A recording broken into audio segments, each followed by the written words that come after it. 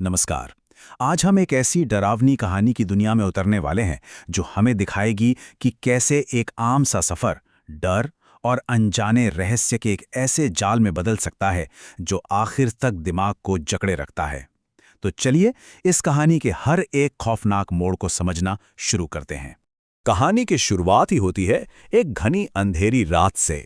सोचिए, रात के 11:30 बज रहे हैं, एक बिल्कुल सुनसान पहाड़ी रास्ता है और चारों तरफ सिर्फ पेड़ों की डरावनी परछाइयां नाच रही हैं। माहौल शुरू से ही ऐसा बनाया गया है जो बेचैन कर दे, जहां लगता है कि बस अब कुछ होने ही वाला है। तो कहानी के इस पहले पड़ाव में हम मिलते हैं हमारे किरदारों से, राहुल और मिस्टी, जो रास्ता भटक गए हैं और बस रात गुजारने के लिए कोई ठिकाना खोज रहे हैं। राहुल को तो इस अंधेरे में भी मजा आ रहा है, एक एडवेंचर जैसा लग रहा है, लेकिन मिस्टी वो बहुत डरी हुई है। यहीं से आप कह सकते हैं टेंशन बननी शुरू हो जाती है। और तभी राहुल बड़े कॉन्फिडेंस से कहता है कि डर तो बस मन का वहम है, असल में होता ही नहीं। इस लाइन को याद रखिएगा, क्योंकि आगे चलकर यही बात कहानी का सबसे बड़ा और सबसे भयानक मजाक बन जाती है। क्योंकि राहुल का सामना एक ऐसे डर से होने वाला था जिसकी उसने कभी कल्पना भी नहीं की होगी।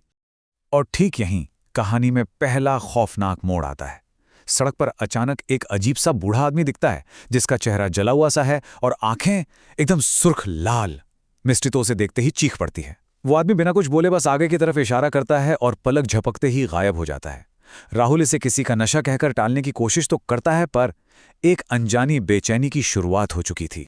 उस अजीब आदमी के जाने के ठीक बाद उन्हें एक बड़ा सा वीरान बंगला नजर आता है। उस अंधेरे में वो एक उम्मीद की किरण जैसा लगता है, लेकिन उसका अकेलापन, उसका सन्नाटा एक बुरी आहट भी दे रहा था। उन्हें क्या पता था कि वो किसी पनाह की तरफ नहीं, बल्कि एक जाल की तरफ बढ़ रहे थे।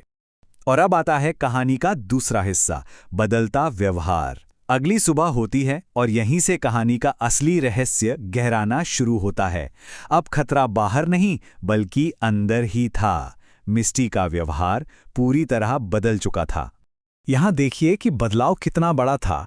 जो मिस्टी रात को हर चीज से डर रही थी, वो अब एकदम निडर और आत्मविश्वास से भरी है। वो अचानक पुराने जमाने के अजीब से कपड़े और गहने पहनने लगती है और उस डरावने बंगले में और रुकने की जिद करती है। और सबसे अजीब बात, जिस मिस्टी को मछली से सख्त नफरत थी, वो अब राहुल के लिए मछली बना रही है। ये सारी बातें राहुल के शक को और भी पक्का कर देती हैं। मिस्टी का ये कहना कि मुझे ये जगह बहुत अच्छी लगी है, चलो कुछ दिन और रुकते हैं, ये उसके बदले हुए बर्ताव का सबसे बड़ा सबूत था। ये बात उसके रात वाले डर से बिल्कुल उल्टी थी।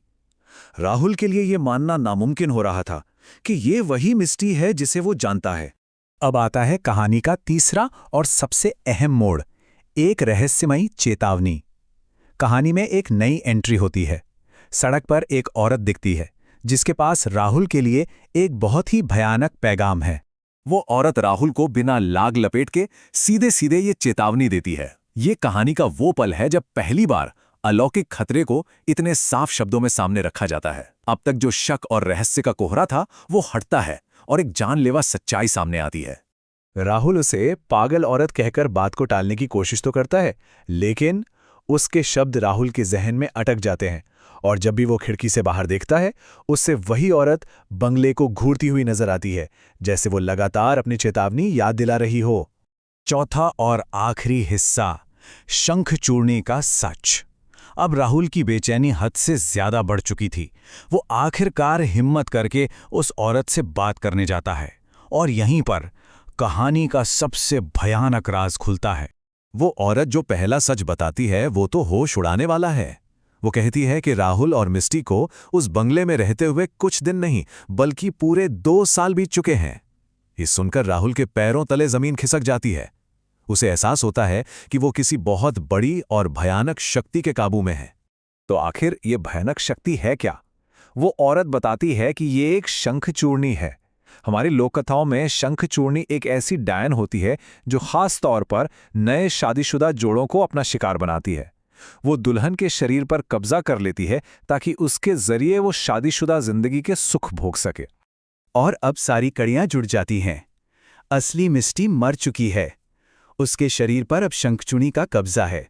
बंगले के वो मेजबान असल में उस डायन के 2 नौकर हैं, जो किसी भी बाहरी इंसान को वहां आते ही मार डालते हैं। और राहुल राहुल को सिर्फ इसीलिए जिंदा रखा गया था ताकि वो डायन अपनी इच्छाएं पूरी कर सके। सारा सच जानने के बाद अब कहानी अपने आखिरी पड़ाव पर है। राहुल की जान बचाने की जद्दोजहद और एक सवाल जो हमेशा के लिए पीछे छूट जाता है। वो औरत राहुल को आखिरी चेतावनी देती है, रात होने से पहले भाग जाओ, क्योंकि रात होते ही इन शैतानी ताकतों की शक्ति कई गुना बढ़ जाती है। अब राहुल के पास सोचने का वक्त नहीं है, उसे बिना पीछे मुड़े बस भागना है, अपनी जान बचाने के लिए। और कहानी खत्म होते होते हमें एक आखिरी सवाल के साथ छोड़ जाती है। जब राहुल भाग रहा होता है तो उस औरत के चेहरे पर एक अजीब सी रहस्यमयी मुस्कान होती है। उस मुस्कान का क्या मतलब था? क्या वो कोई देवी थी जो बचाने आई थी, या फिर कोई और? ये सवाल इस कहानी को और भी ज्यादा डरावना और यादगार बना देता है।